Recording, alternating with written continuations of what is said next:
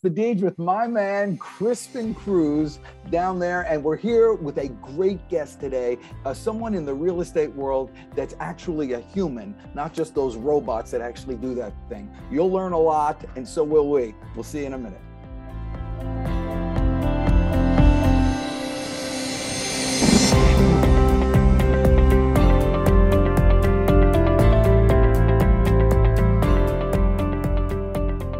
Guys, it's the Deej with the Pipe podcast with my man, Crispin Cruz. And it's not Chris Cruz, it's Crispin Cruz because he thinks he's special. We got an awesome guest here today, and I want you to listen and listen hard because who knows what's going to come out of our guest, Christopher. How do you pronounce your last name? Phelan. Phelan's mouth. That's right. That's right. The mouth of Phelan. We can fix that later. Don't worry. Ingrid is a master editor. So what is this about, Crispin Cruz? Well, thank you, Dan.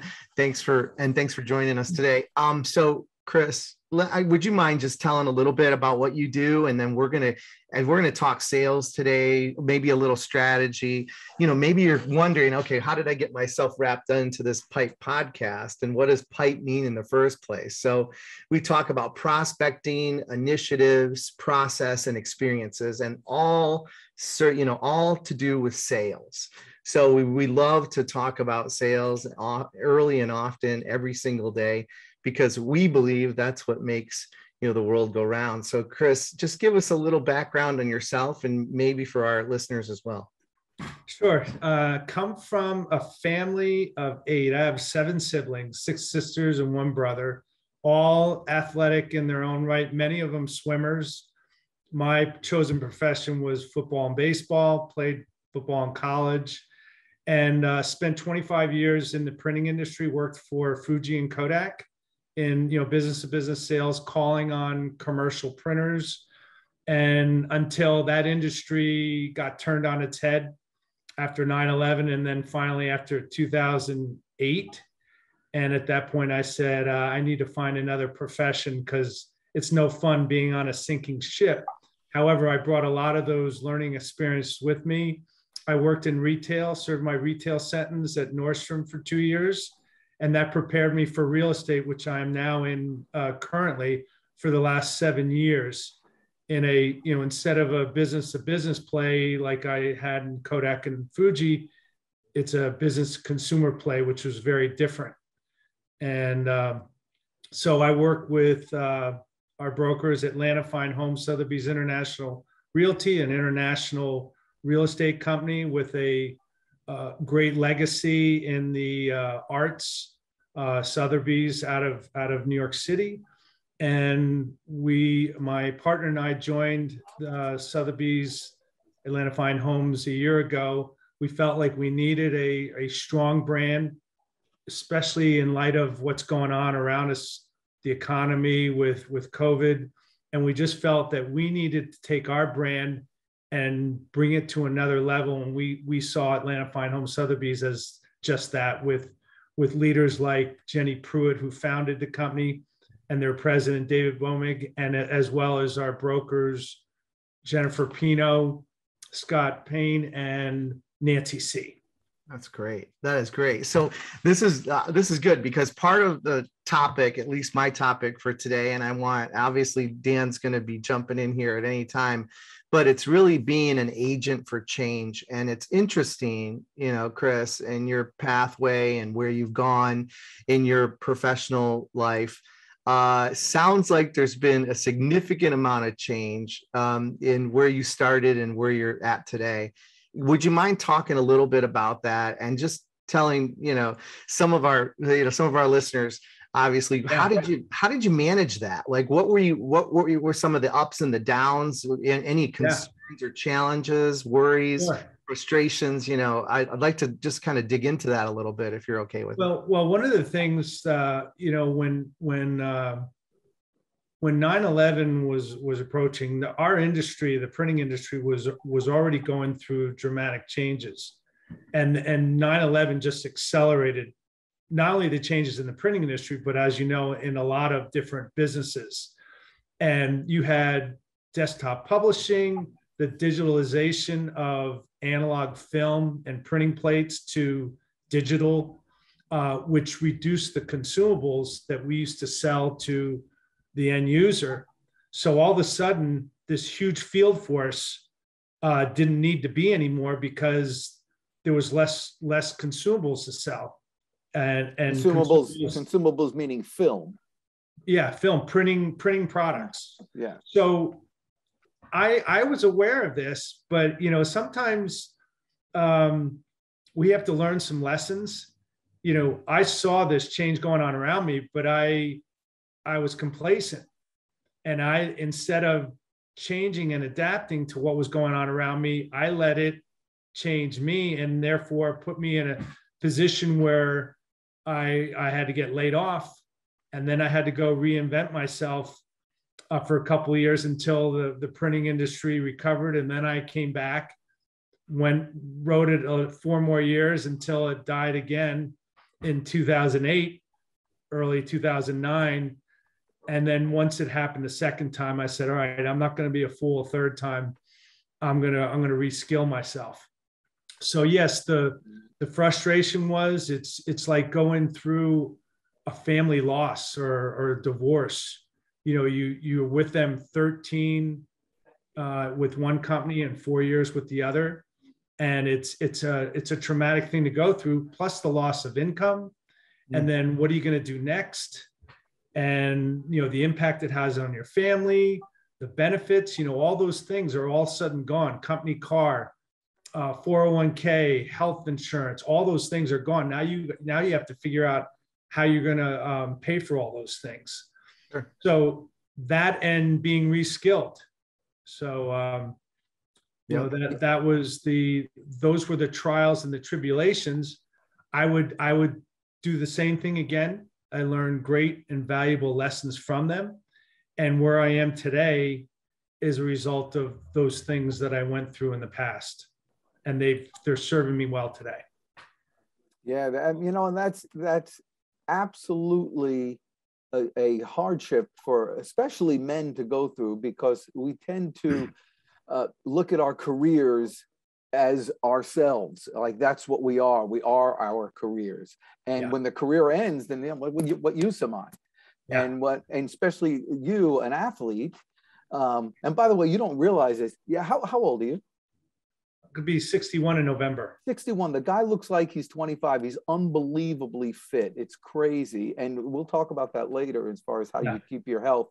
But one of the things that you said that I think everybody could relate to right now is that the situation that happened with us with this crazy virus has kind of sped up the whole market, ahead. So everybody was knowing that digital is the future, video is the future, blah, blah, blah. But man, until this virus came, nobody really said, hey, let's jump aboard. And so it just sped the whole thing up that you have to do it. Everyone needs to get better on video. Everybody needs to understand. In that same vein, Christopher Phelan, are you on a laptop or are you on a desktop? Desktop, but it is a laptop on a desktop. Okay. Well, it's a laptop on a desk. Go ahead and lower your camera a little so it's going down, so we see less of your ceiling. And look at that. I mean, isn't that so 1,000 times better? Yeah, and Nirvana. So those are little things that everybody in sales needs to be aware of now, where you didn't think about before. So thank you for making that, giving me that opportunity to show everybody. What's good and great is the difference between moving your flipping camera. I mean, that's all you got to do. That's right. That's good. Dan, let me ask you a quick question, because, you've been through many, either sales of your own businesses. I mean, talk about change in your career path. You're just a hustler, always looking for the next, opportunity. I mean, how do you manage that? Like, when you wake up in the morning, and you're facing your day, and that there's, something incredible or potentially incredible on the horizon, how do you manage that change? How do you work that out between, the 6 inches between your ears?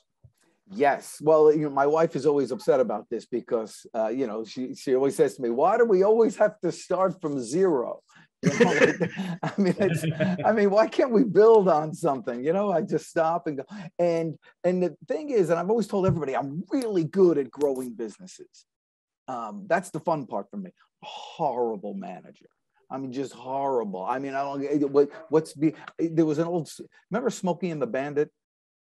It was a movie, Smokey and the Bandit. There was one line from that movie, and it was like they were racing, and one of them was an Italian race car guy, and they were starting the race, and the first thing he did was he took off his rearview mirror and just took it off and threw it in the back, and he says, "What is behind me? I don't care." And that's how I am with business. What's behind me, I'm done with that. I have this little saying. I said, yesterday is gone. I've learned from it. I will not let it affect me from today. And so when I wake up in the morning, and it is a struggle, because a lot of times you're like, what do I do today? By the way, Zig Ziglar said that a million years ago. Because death of a salesman, the death of a salesman is waking up and saying, what am I going to do today? So the opposite of that is on my schedule, which is under my laptop right now, so I can't show it to you, but on my schedule, the last thing of the day is prepare for tomorrow.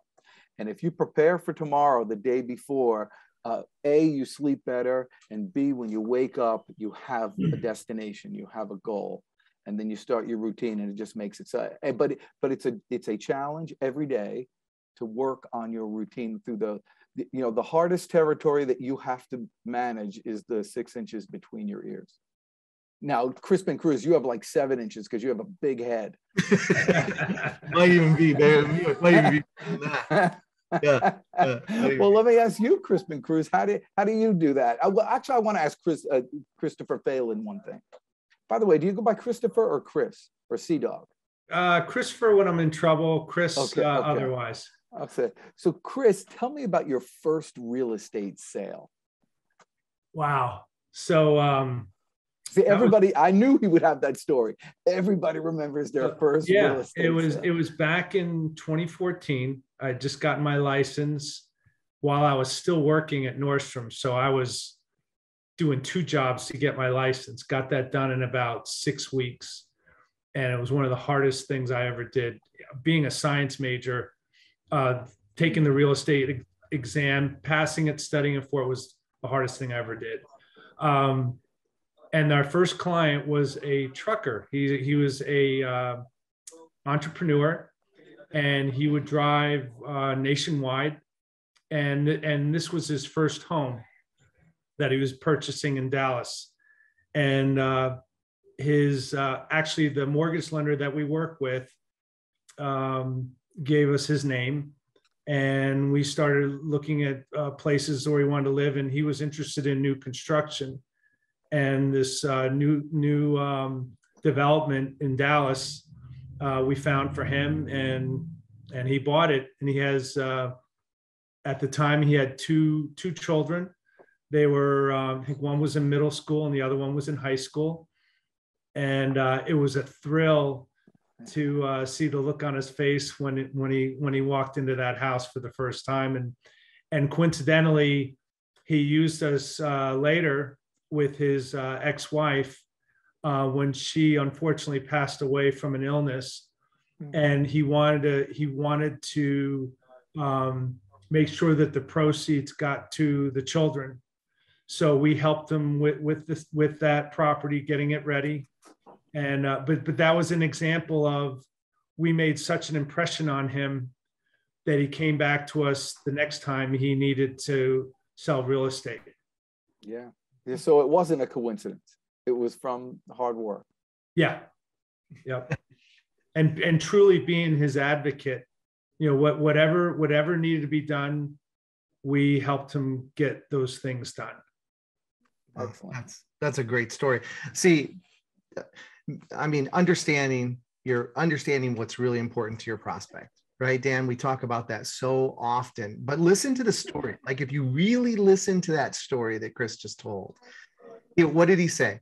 He knows all of this background information about the family, the kids. I mean, the situation of the buyer. I mean, how do you get there? Well, you don't get there by standing up on a soapbox and telling, your prospect, well, this is the reason why, Cris, this property is going to be fantastic for you. Let me tell you all of the features and benefits of this, of this specific location and what you're going to get out of it. Like, that's not how you learn what's important to your prospect. See, he had to naturally go through this process of asking a significant number of questions. Why are you buying today? What's important to you? What's important to your children? What's happened in your past that's getting you to the point right now that you want to purchase a new property? All of those things that we forget. We think that we're in this plaid suit with the plaid pants and the plaid tie and we've got the shiny brown shoes, and we're supposed to be telling our prospect, this is the reason, here's the value proposition, this is the reason why you should buy. And we're not asking the most important question, Cris, which you did. And even you recall it today, when Dan asks you about your first sale, you recall all the details about the family and about what's happened, and the reason why it was important for them, in their heart of hearts. Like, that's a sale. That's when you're making a sale. You're making that connection with your prospect that your competitor's not, right? Your competitor might just be trying to sell a home. We're not just selling a home, we're selling the experience. We're selling the reason why it's important to your prospect. And, unfortunately, many new clients that we get, and most of our business is referrals. They don't even remember who their last, if they did a transaction before they met us, my partner Pam and I, they don't even remember their agent. And that's unfortunate. And unfortunately, that kind of thing has given rise to Zillow, Open Door, and all these online, because those agents are not building a lifelong relationship, which they should be if they're doing their job right. Well, so that's a good point, because I don't know that it's completely the salesperson's fault, because we are a much more transactional society right now. People have much less contact. We were at a meeting with people in person last week, but for many people, it was the first time they were with people for the past year and a half, and so we've become much. People buy their food from DoorDash and all these other things, and you're not really talking to people. You're doing that whole thing. Cars. Do you know who the person who you bought your last car from? Yes. Well, thank you so much for spoiling my entire point, but that's good. So you have a good salesman there. You have the whole thing, but it's very common. Yeah. That people are just doing the transaction. So, but the advantage of that is, the good thing in this is that you have an opportunity to differentiate yourself just by being normal to what you were doing back in the day when you were selling, Eastman Comac. I was trying to think, what was the name of that little? Remember like? Well, that's Polaroid. That's Polaroid. Oh, like when I was talking about the enemy, but there's no enemy with both out of business. But yeah, back in the day when you were selling those Kodak cameras, boy, that was a nightmare. You just saw the digital just coming in the back door, didn't it? That was the consumer side. I was on the industrial side of the equation. Do you do commercial deals now with your real estate? No. There were a few situations where some like hotel property or commercial stuff came our way, but we usually refer that, and but on occasion they might want our involvement because they heard good things about us, and we might do some one-offs, but primarily our focus is in residential in the greater Atlanta market. Okay, so you say you get most of your business from referrals, and everybody knows referrals is the best way to get business because it's much less expensive and it's a much easier chance to convert and all that, and everybody wants to do it. But do you have a detailed referral process, or does it just come haphazardly? Well, usually it's either people that we have networked with, or it's past clients, and they call us and say, listen, I want you to talk to so and so. We gave them your name, but I don't know if it's an actual system.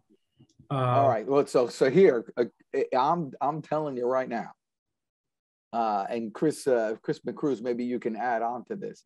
But if you want to double and triple and quadruple your sales with much more ease, you put together a couple of systems where you just stay in contact with those customers, send them little gifts, drop a card in the mail. Oh, okay. I know. Something small, it doesn't matter, but let them know that you remember them on not only on their anniversary, but on all the anniversary of the purchase of their home. If you know all the details about this guy, about your customers. By the way, what was the kind of truck that guy drove? I got to catch him with something. It was a 16-wheeler. Okay. He had a. I know, but was it a Peterbilt? If you don't know, just say. Might have been Mac.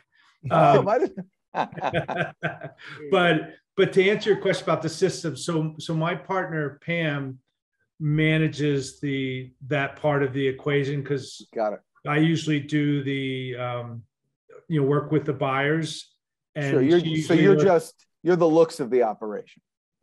Oh, she's better looking than I am. I love it. Yeah. So we have a database. We have at Atlanta Fine Homes, we have a system called Active Pipe, and then also Close, which is where we enter all of our database. And then we have the means of sending out e-newsletters every month that will give them information that's real estate related to stay in touch with our database. And then there's other clients that are maybe they've given their repeat referral. They give us repeat referrals. So there might be other things that they get from us on a more regular basis as well, as opposed to the majority of the base. So there's different tiers of our clients. We have them listed as kind of A, B, and C.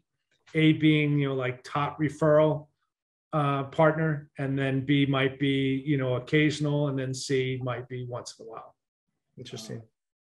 Dan, I think I know where you're going with this, though. When we talked about at the beginning even of this podcast, you talked about planning, right? Planning for your next day. What's the last thing that you do every day? It's plan for tomorrow. And the referral process, Cris, that Dan is talking about, when we train companies at Sales Arbiter, we talk about what's called the magic cross. So we take our 5 stars, right? We have 5 stars, we have 3 and 4 star clients, and then we have the 1 and 2 star clients, kind of broken out in the groups that you had talked about, the best, kind of in the middle, and then maybe those that refer every once in a while.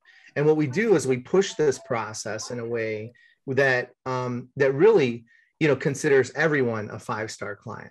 But it's because of the process itself. When we go back and we ask, we actually physically call out, we ask them how they're doing, we catch up with them. There's a reason why. Maybe it's their anniversary date, maybe it's their birthday, maybe it's just some piece of information that we have that instigates a call. All right, maybe it's a sunny day, maybe the wind is blowing in the northern direction, for the Dan Jordans of the world, because he doesn't need an excuse. But whatever that looks like, it's funny. I actually called somebody the other day, and I said, I called you because I have your number. It's exactly right. The reason I called is because I have your number. That's perfect. I have to apologize. I took some painkillers this morning because they were available. And so I'm just kidding. You're back again. Yeah, that's right. To answer your comment on that, I think it's appropriate that we're doing this call, because I just completed a sales training called Ninja Selling. Yeah. And Larry Kendall he's the founder of the Ninja Selling, and it's primarily real estate.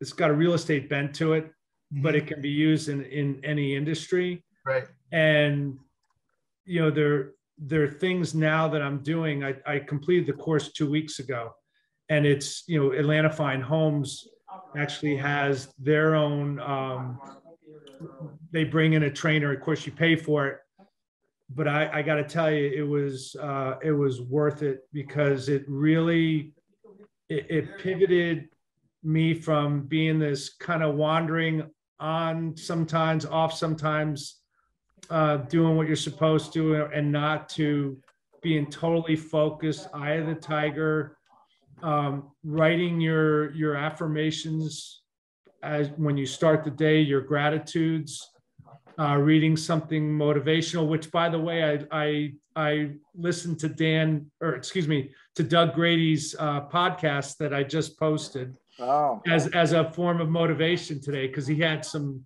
great words of wisdom in that video that we did last week. And then as far as the touching, writing note cards. Hey, I just thought about you. Hope you, your family, and your business are doing well. And then you just send them a card, or you call them. Hey, I was thinking about you. And then when you call them, you talk about the 4 things: family, occupation, recreation, and dreams, and just let the conversation flow.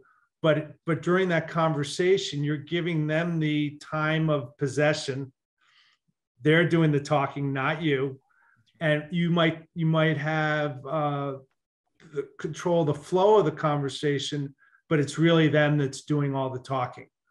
And in every, whether you're touching someone or you're doing a presentation, it should always follow those principles. That's great. That's a great lesson. And I love it, because I think that, and Cris, this is what's interesting. And I've talked to Dan about this on multiple occasions. Sometimes people think that, sales is like this secret. It's a riddle wrapped up in enigma, right? Or something, and they don't get it. They don't understand it. But a lot of what Dan does is built in to his character, is the repetition of doing the hard work to get a positive result. And really, in systemizing almost every aspect of sales, and just making that part of your daily kind of mantra.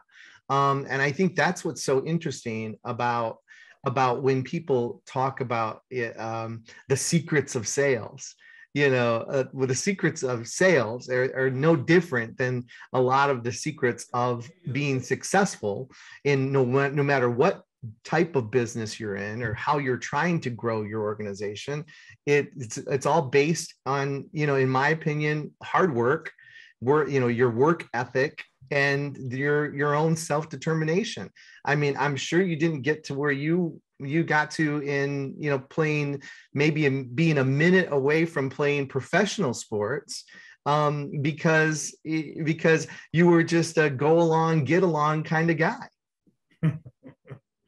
No, you have to have a tremendous tolerance for pain.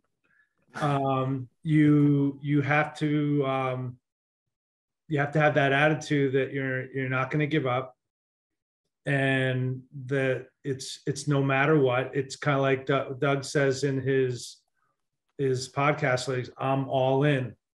In other words, you're putting it like the poker game. You're putting all your chips in the middle, and you're all in.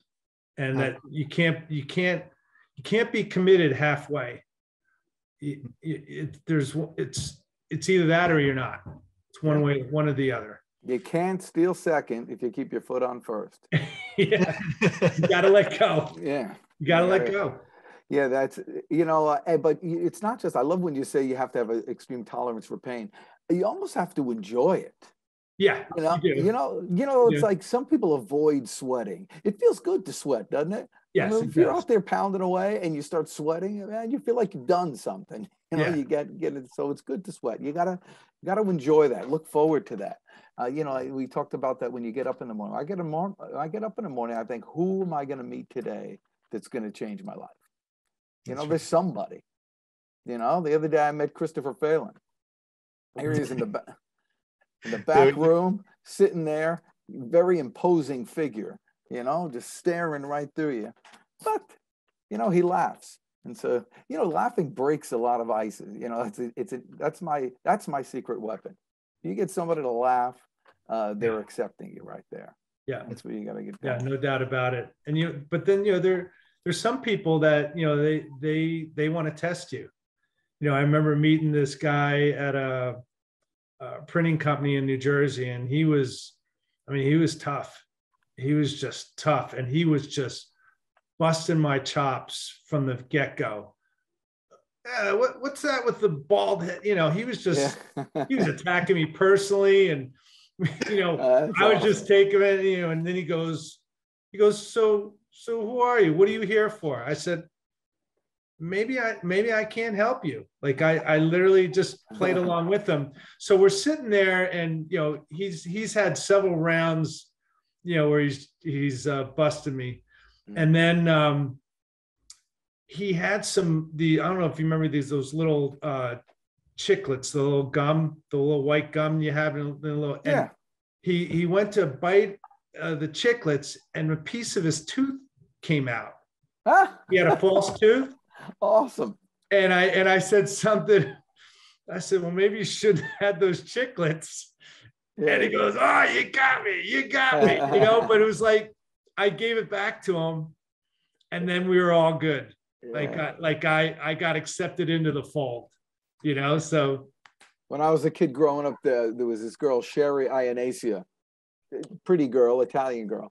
And her dad was this like imposing mafia looking figure. His name was Mr. Ionacia.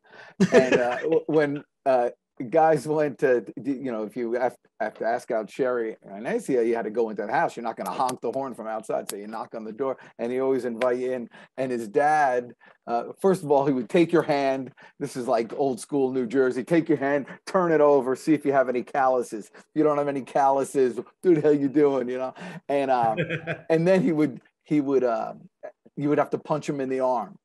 He would go like this, punch me in the arm. And the idea is if it wasn't, strong enough to protect his daughter. And so, people would be wailing on this poor guy. And, that was his test. Of course, it was all, you kind of knew that he was fooling around, but he made his point. Take care of my girl. That's right. And so a lot of times when these guys are, just giving you a hard time, especially if you're dealing with the owner or, somebody who has vested interest in whatever you're selling there. Take care of my baby here. Yeah. Can you take a punch? Don't screw me. Yeah. Can you take? Yeah. Can you take a punch? That's the other part.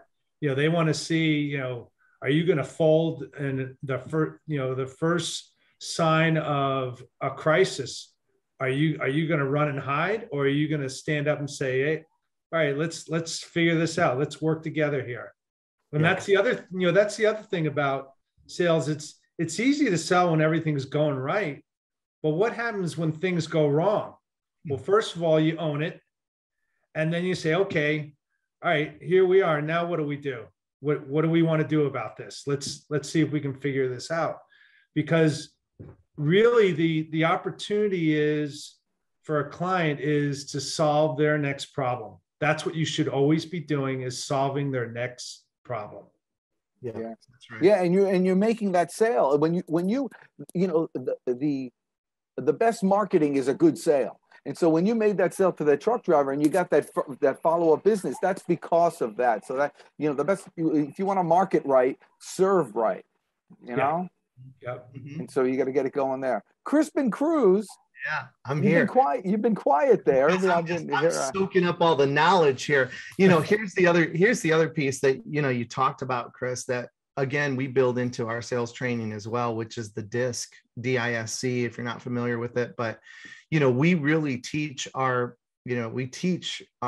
clients and their sales leaders and themselves to really weaponize DISC. And that's to make that connection quickly. So if you're with this raging D, for example, that wants to bust your chops, that's going to pull you through the mud, that's going to do all that, then you treat that DISC kind of like 4 different dials, right? Yeah. And so you got to turn up your D and maybe if in my case, turn down my I, turn down my S, and turn down my C. So then I can meet that prospect where they're at. And it's really interesting on how we start to unpack, these engagements that we have with our prospects when you're really thinking about the foundational, aspects of behavior. And so that's really, that's what it reminded me of as you were taking us through that story of meeting that guy. And the disc thing that you just described, that was one of the best things that my partner and I could have done to work better together, because she and I are totally different. I am, as the profile analysis revealed, I am 97% relational, which means I can talk to that wall over there and be totally comfortable.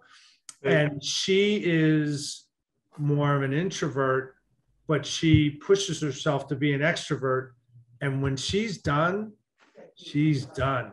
And now that I know that, I give her time. When she needs to recharge and decompress, I got to give her space. Is this your wife or is this your partner? Life partner and business partner. Oh, okay. Yeah. Okay, yeah, because we started saying to give her space. Yeah. Have you ever read that book, the 5 Love Languages? Yep. Yeah. I need to read it again. Yeah, I think that'll save marriages. I tell you what. There you go. Because I didn't know. Listen, for my wife, all I have to do is take out the garbage without her asking. Like, that's saying I love you without, because I'll just, pass right by. Do you not see that thing right there? Like, do you want me to take it out? I'll take it out. Yes, I want you to take it out. Yeah. That's right. Yeah. Well, this has been great, guys. It really has been great. Let's, Dan, any final thoughts, parting gifts for our listeners as well? Anything that was top of mind as we talk through it today? Yeah, I think this is terrific because, in the real estate world, you have thousands and thousands, everybody's neighbors, brothers, everybody has a real estate agent in their world. So you have to differentiate yourself on the service end of it, being steady Eddie and doing all that. But there's also a marketing aspect of it. And, marketing is the same for everybody. It's like, you need to get their attention first. You need to get the offer out, and you need to follow up. And so when you're doing all that stuff, you have to have your game on completely. And sometimes all that is just being consistent, living exactly how you're trying to portray your company in what is it called? Not Truly Fine Homes. What do you call it? Atlanta Fine Homes, Sotheby's International Realty. Okay, Atlanta Fine Homes, it has a brand to itself, and you have to live up to that brand. And I think you do that really well, Christopher. Thank you. Anything for you, Cris, on this? Any lessons learned? I would say that the important thing is truly listening to what your client is telling you, and asking the right questions, because really, when we get our license, and we're realtors, so we have 18 points, ethics that we have to follow as a realtor. Not everybody's a realtor. You can have a real estate agent and you can have a realtor, but it's taking a vow that you will place your client's interest above your own always, and work from that standpoint, from that perspective. And part of that is really listening, and then the other part, understanding their goals, and if there are things that you have to resolve or figure out, helping them figure that out, and being their advocate from the time you meet them to the time that they close on their purchase or their sale. I mean, listen to this guy, Dan. I mean, talk about, gems. I mean, these are like diamonds. They're just coming out of his mouth. I mean, it's crazy. I mean, listening, being an advocate, the right questioning strategies, understanding your prospect. I mean, all of those things are what we're getting out of this podcast today. So thanks, gentlemen, for being here today. Of course, Dan, always great to see you. And Christopher, thanks, Ingrid, and thanks, Dan. Appreciate All right. it. Have a great day. Take it. Bye, guys. Bye.